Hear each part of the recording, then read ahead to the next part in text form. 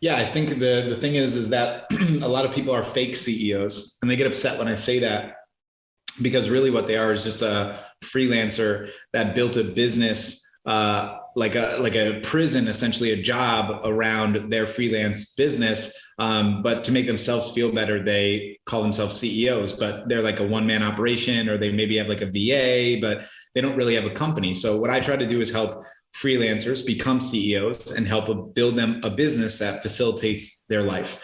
A lot of entrepreneurs that we work with, I think most entrepreneurs and almost anyone listening to this podcast, I'm sure, is all about wanting two specific things: time freedom and financial freedom. And obviously those words mean a lot to many people. And there's much more like definitive definitions, and it's subjective, where it's like, hey, this is the amount of money I want to make, and this is the amount of time I want to spend with my family, or the amount of time I want to have freedom on.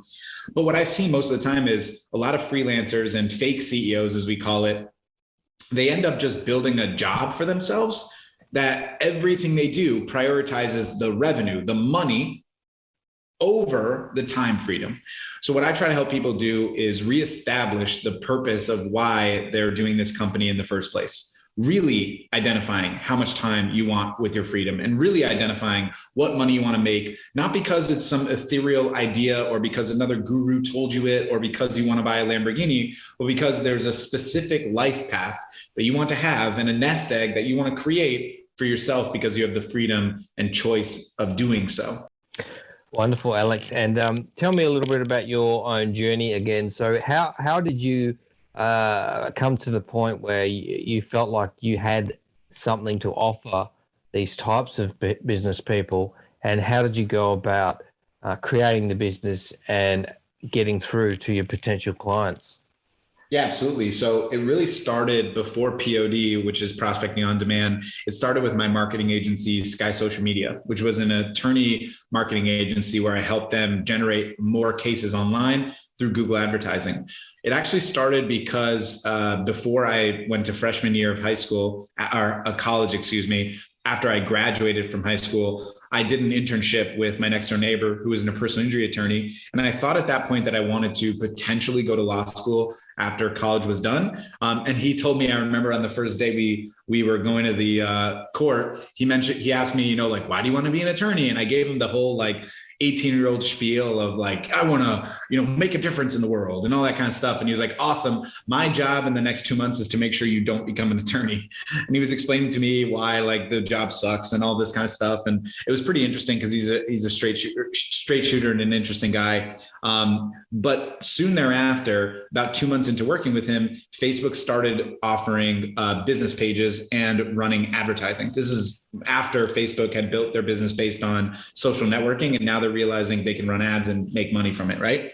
So he realized pretty quickly Facebook's going to be a huge opportunity. So he asked me to learn how to run ads on Facebook, and also how to post appropriately on Facebook and send constant contact newsletters. So I did that for about 6 months with him as I was a freshman in college, and I started getting really good results for him. And so I asked him if he knew any other attorneys that he went to law school with that he could refer me to based on the results I've shared. And he ended up referring me to about 20 different people. About half of those became clients, all of them paying me about $1,000 a month. So at about 19 years old, I had a $10,000 a month business, but I don't think I had the entrepreneurial spirit enough yet. I didn't realize that this could be a long-term business or something that my future could, be built on. I think my brain at that time was very, very much focused on the strict path of school, and then into a conventional being an attorney, or being a psychologist, or a criminal psychologist, or whatever it might be, something more conventional. Because I was very much like a student. I worked really hard in school, and I thought that was going to be the best avenue. Even though I had this business that was making me money right in front of my face, I never really conceptualized that it could be something long-term. Fast forward 4 years later, I still had most of those clients. And I went again with the Dolphins. I was still working with these clients when I was working with the Dolphins. But I still hadn't realized that this was a company or an opportunity. I never really put my foot on the gas on it. I lost some clients, gained some clients, but I just always thought it was just a side hustle. And then I saw an ad from a lot of people. Have seen this ad, the Ty Lopez ad of him in the, in his, library, in his what's it called? Garage. And he's looking at his car and he's talking about it. And I definitely got Lamborghinis. It's all about knowledge.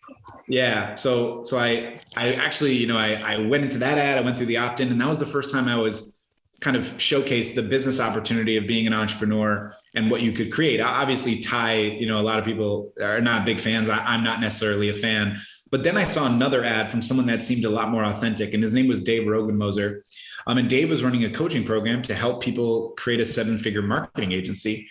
And everything in this ad was talking about what I've already been doing for 5 years, but I'd never really realized it could be a business. So I bought his program, which was $1,000. And then I bought his next level program, which was also $1,000. And then I paid him for one-on-one consulting. And I learned so much from him so fast. And then I realized 100% I was going to go into this business. And I worked on that business I quit working with the Dolphins. I worked on it from 2015 to 2018, scaled it to about $500,000 a year, handed off everything to my team. My wife and I were focused on this 100%. And then we realized we have no passion in working with attorneys, but we do have passion in potentially supporting other agencies that want to build this type of business out as well. And that's when we started Prospecting on Demand at the end of 2018. And we've been doing it since then for 3.5 years now.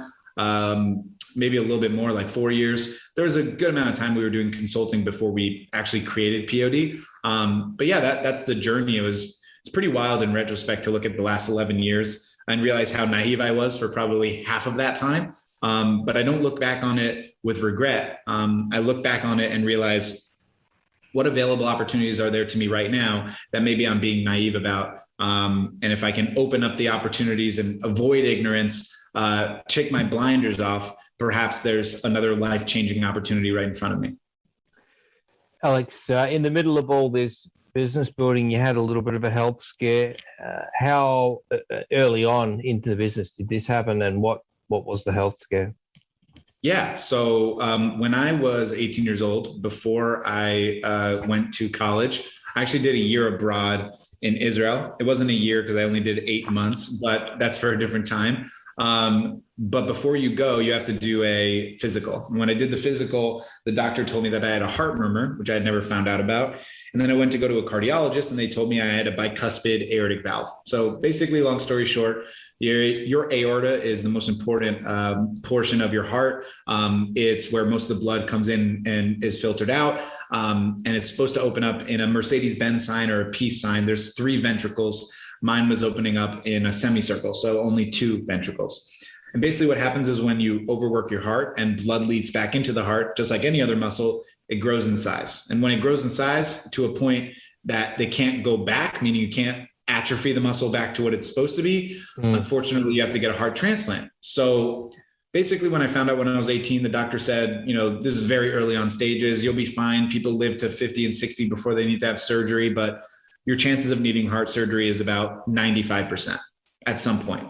So obviously not the ideal situation, but, I lived my life, 10 years. I went to the doctor once a year and every year was good until 2019.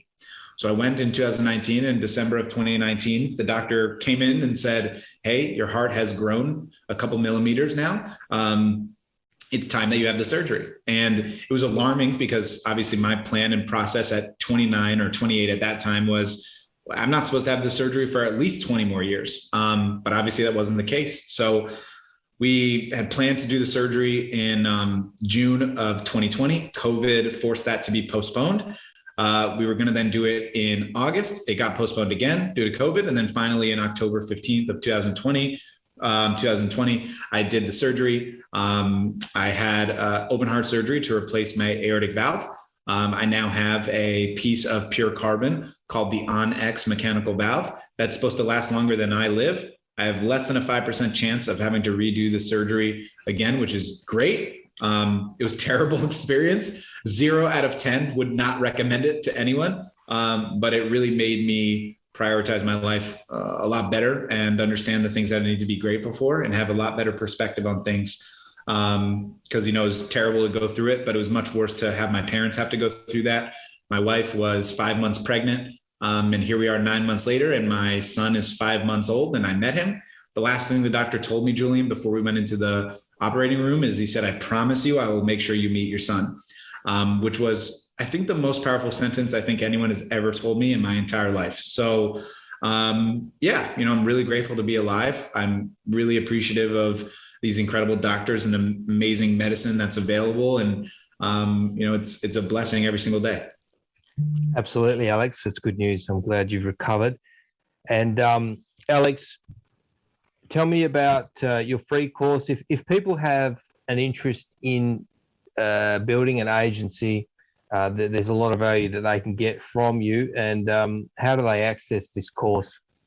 Yeah, absolutely. So we can drop it in the show notes if you like. It's prospectingondemand.com/FC for free course -welcome. Pretty simple. prospectingondemand.com/FC-welcome. Excellent. All right. So I'll put that in the show notes. I'll also put it on the blog. Thank you for coming on, Alex. A lot of helpful information there. Yeah, my pleasure. Thank you so much, Julian, for having me. It was awesome being here.